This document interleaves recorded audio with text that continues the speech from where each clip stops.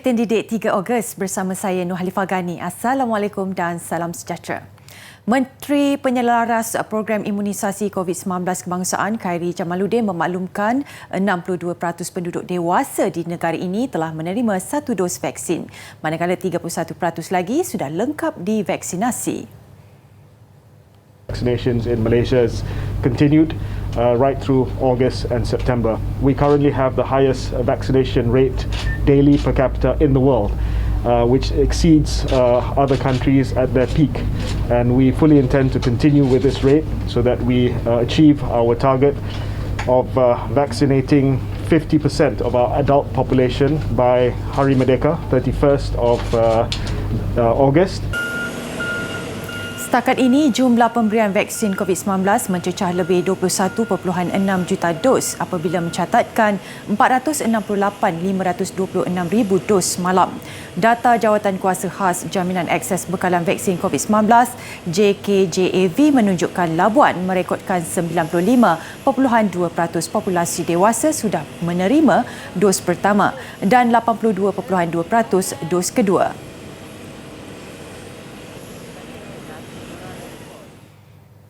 Pemberian vaksin menggunakan pendekatan walk-in atau jumpa terus di Lembah Kelang yang dikuatkuasakan semalam sehingga 22 Ogos ini diteruskan hari ini bermula jam 2 petang di Pusat Pemberian Vaksin PPV yang disenaraikan. Berdasarkan maklumat yang dikongsikan di Facebook, Jawatan Kuasa Khas Jaminan Akses Bekalan Vaksin JKJAV, 9 lokasi disenaraikan. 3 daripadanya di Kuala Lumpur Convention Centre KLCC, juga di Bangi Avenue Convention Centre BACC, Hotel Windham Klang, Dewan Tun Razak Sabak Bernam, Dewan Komuniti Serendah, Movenpick Hotel and Convention Centre KLIA Sepang dan Ideal Convention Centre Shah Alam IDCC. Manakala untuk bukan warga negara hanya akan bermula 9 hingga 22 Ogos di Stadium Nasional Bukit Jalil. Turut diingatkan bagi individu dengan komorbiditi diminta untuk membawa surat doktor bagi mengesahkan sejarah kesihatan. Juga bawa bukti yang menunjukkan anda bermastautin di Lembah Kelang, seperti alamat di kad pengenalan, lesen memandu, sebarang bil utiliti atau kad kredit, kad pekerja, kad pelajar, surat perjanjian atau lain-lain. Kerajaan akan menyenaraikan kit ujian kendiri COVID-19 sebagai barangan kawalan. Timbalan Menteri Perdagangan Dalam Negeri dan Hal Ehwal Pengguna, Datuk Rosa Wahid berkata, langkah itu bertujuan memastikan harga barang itu tidak dimanipulasi oleh pihak tertentu selain mampu dimiliki semua rakyat. Jadi kita sedang buat advokasi dengan pengilang, dengan pengimport dan juga dengan retailer, penjual-penjual untuk mendapat harga yang munasabah, yang tidak merugikan peniaga dan tidak membebankan rakyat. Yang mana kita harap ianya akan mampu dibeli oleh semua orang. Di samping itu, peranan kita juga lah untuk pastikan barang ini tidak ada yang tiruan. Kerana kita bimbang bila barang ini ada, mungkin ada yang cuba meniru. Beliau juga merasakan harga kit ujian kendiri COVID-19 yang dijual di pasaran sekarang sekitar RM40 agak mahal, memandangkan ia adalah satu keperluan ketika situasi pandemik COVID-19 yang melanda sekarang. Datuk Rosul ditemui selepas meninjau program mobilasi vaksin komuniti MOVAC di Sekolah Kebangsaan Felda Bukit Bading, Ajil, Hulu Terengganu siang tadi. Kes baharu COVID-19 kembali merekodkan peningkatan apabila merekodkan sebanyak 17,105 kes baharu hari ini. Bagaimanapun, untuk tempoh 2 minggu, kes dilihat menunjukkan tren mendatar dengan kadar kebolehjangkitan pula menunjukkan tren menurun. Ketua Pengarah Kesihatan Tan Sri Dr. Nur Hisham Abdullah berkata, Lembah Kelang kekal penyumbang tertinggi kes baharu dengan Selangor 5,836 kes dan Kuala Lumpur 2,300 kes. Pertambahan itu menjadikan jumlah keseluruhan kes positif lebih 1.16 juta kes. Kementerian Kesihatan KKM mengunjurkan kes harian turun kepada 1,000 kes sehari pada Oktober.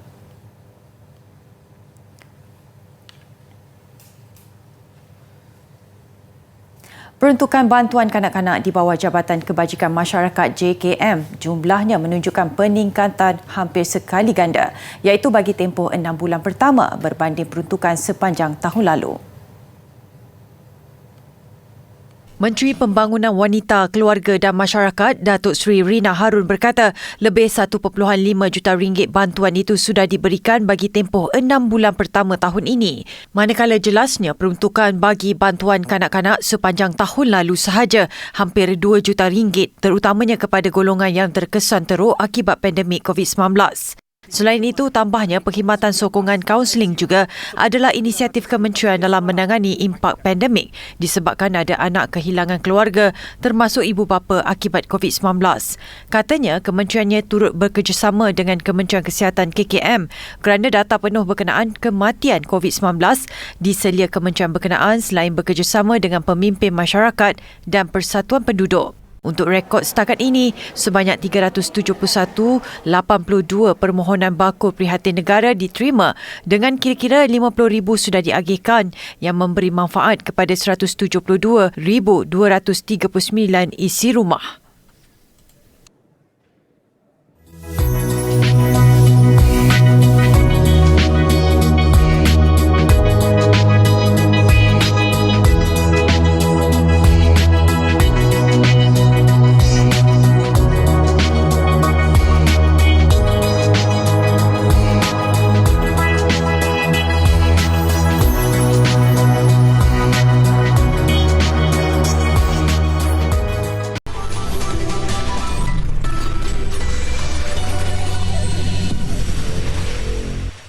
Tanggungjawab mengajar murid berkeperluan khas MBK adalah satu amanah yang dipikul oleh para guru.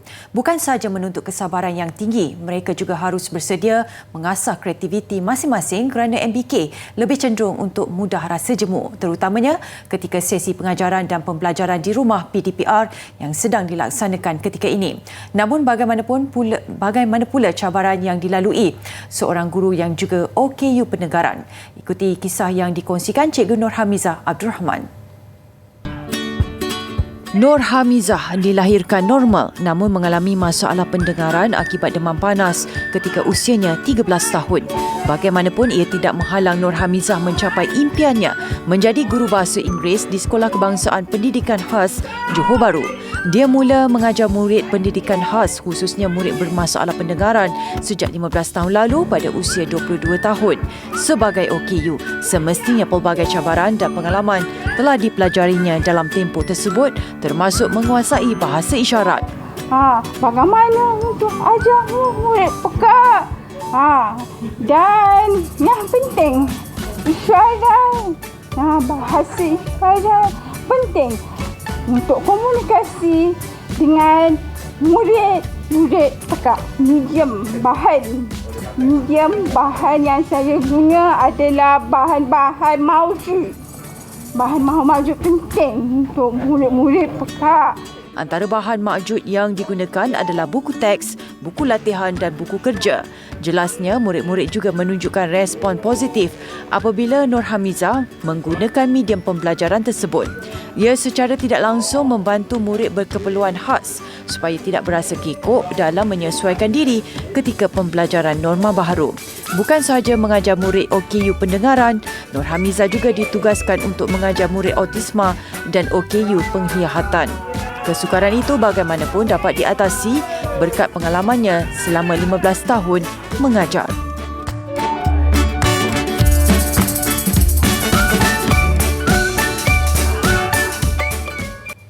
Kemahiran membaca dalam kalangan murid pendidikan khas yang mengalami masalah pendengaran banyak bergantung kepada tahap pendengaran mereka.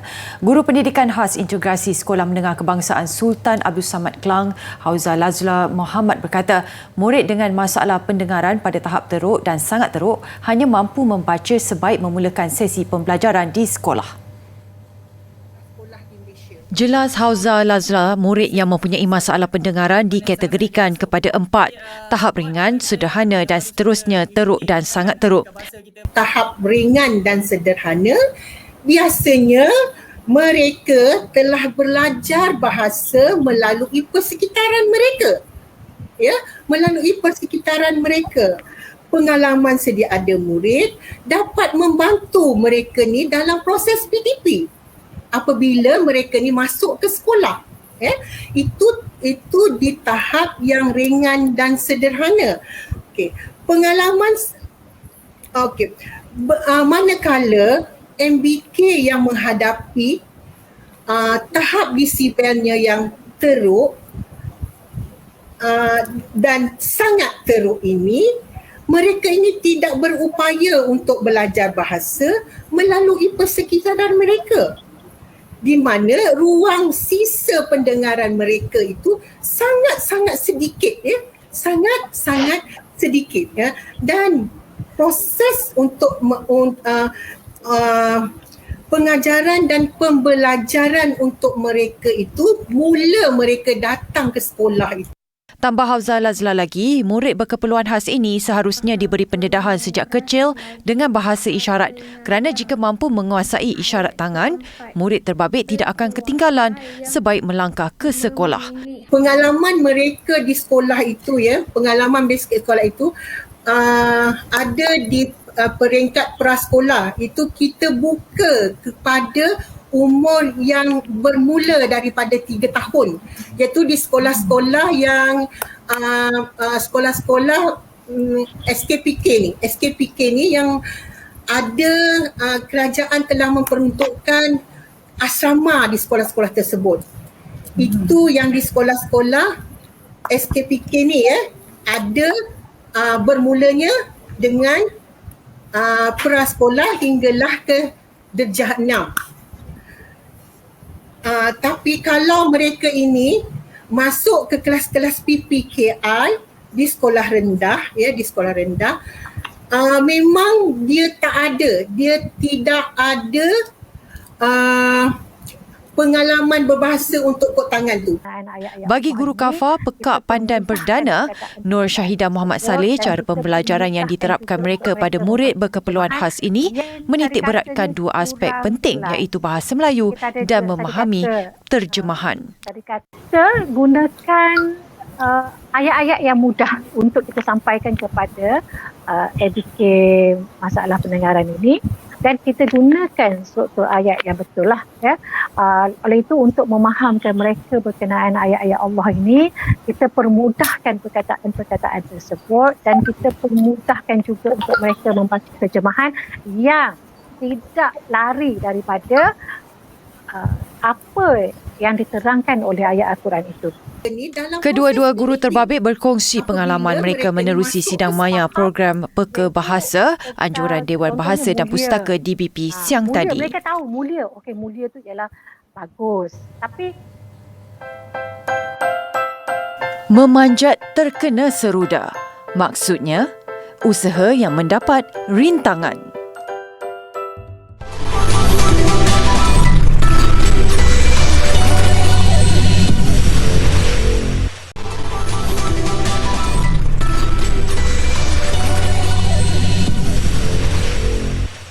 Menteri Pendidikan Arab Saudi mengumumkan hanya pelajar yang telah menerima suntikan vaksin lengkap boleh kembali ke sekolah apabila sesi persekolahan bermula 29 Ogos ini. Bagi murid tadika dan sekolah rendah, mereka dikecuali meneruskan sesi persekolahan sehingga mencapai sasaran 70% imuniti kelompok menerusi 2 suntikan vaksin. Janji temu akan diberikan kepada kaki tangan sekolah dan murid yang layak untuk vaksinasi secepat mungkin sebelum sesi bermula. Arab Saudi setakat ini telah melaksanakan 27.2 juta dos vaksin, suntikan vaksin dengan 8.25 juta penduduk menerima vaksin penuh.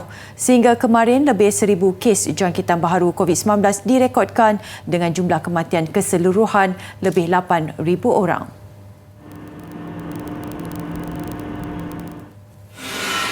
Sementara itu, Emiriah Arab Bersatu akan mula memberikan suntikan vaksin COVID-19 keluaran Sinopharm kepada kanak-kanak dan remaja berusia 3 hingga 17 tahun. Keputusan itu dibuat berdasarkan hasil ujian klinikal dan penilaian menyeluruh tanpa sebarang pendedahan maklumat lanjut. Jun lalu, pihak berkuasa berkata ujian klinikal itu akan memantau tindak balas imun kira-kira 900 kanak-kanak. Negara Teluk Arab yang mempunyai kadar imunisasi paling tinggi di dunia ketika ini sedang memberi vaksin Pfizer-BioNTech kepada remaja berusia 12 hingga 15 tahun. Ahad lalu, Kementerian Kesihatan memaklumkan 9 juta atau hampir 79% penduduk sudah pun menerima 1 dos suntikan. Manakala 70.57% diberi vaksin COVID-19 sepenuhnya.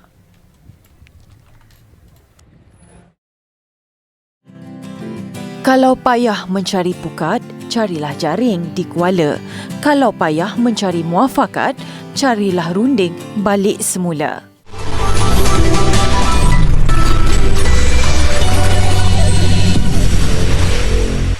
Mengakhiri buletin didik malam ini, paparan seekor anak ikan jerung yang baru dilahirkan di Aquarium Paris. Ia adalah kelahiran pertama yang dilaporkan dalam tempoh 5 tahun. Saya Nolifah Gani, salam hormat dan Assalamualaikum.